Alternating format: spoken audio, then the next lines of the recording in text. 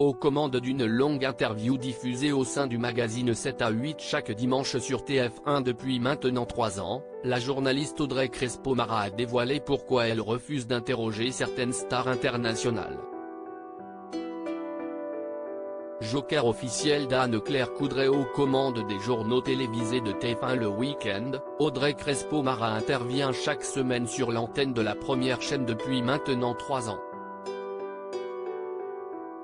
En fait, la journaliste est aux commandes d'une longue interview diffusée chaque dimanche dans le cadre du magazine 7 à 8.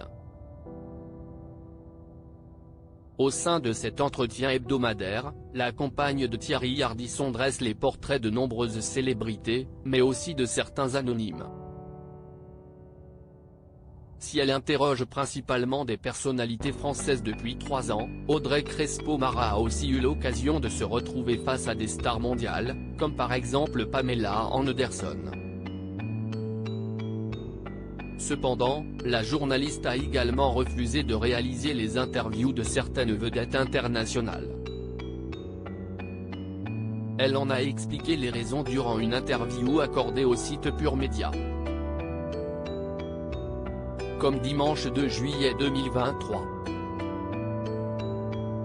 Quand une star internationale exige les questions en amont, un temps contraint, et un droit de regard sur l'interview avant la diffusion, si est non, a indiqué Audrey Crespo-Mara. Lorsqu'elles viennent encore en France, le contenu est limité à la promo et le temps contraint. Dans ces cas-là, je préfère ne pas faire d'interview plutôt qu'elle soit limitée, contrainte et qu'au final, on se limite à la promo d'un film. Le portrait nécessite un engagement de l'invité. Quand j'interviewe Pamela Anderson, je vais à elle, à Los Angeles, mais je peux lui poser toutes les questions que je veux, en prenant le temps d'une vraie rencontre. On a suffisamment de personnalités et d'anonymes intéressants pour ne pas se plier aux contraintes des grosses boîtes de communication, a ajouté la journaliste.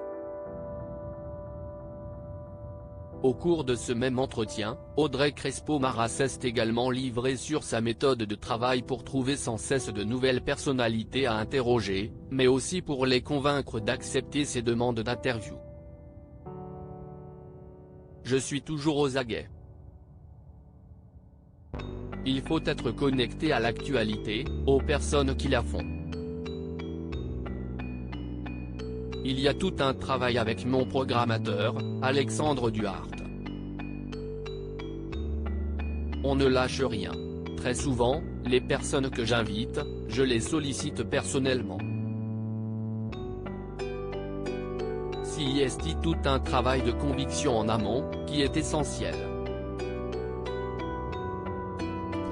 Il m'arrive parfois de passer du temps avec l'invité, en amont de l'interview, pour le convaincre. Il faut qu'il soit prêt à aller plus loin que la promotion habituelle, à donner plus qu'ailleurs. Mais au bout de 3 ans, le travail réalisé plaide pour moi, a souligné la compagne de Thierry Ardisson.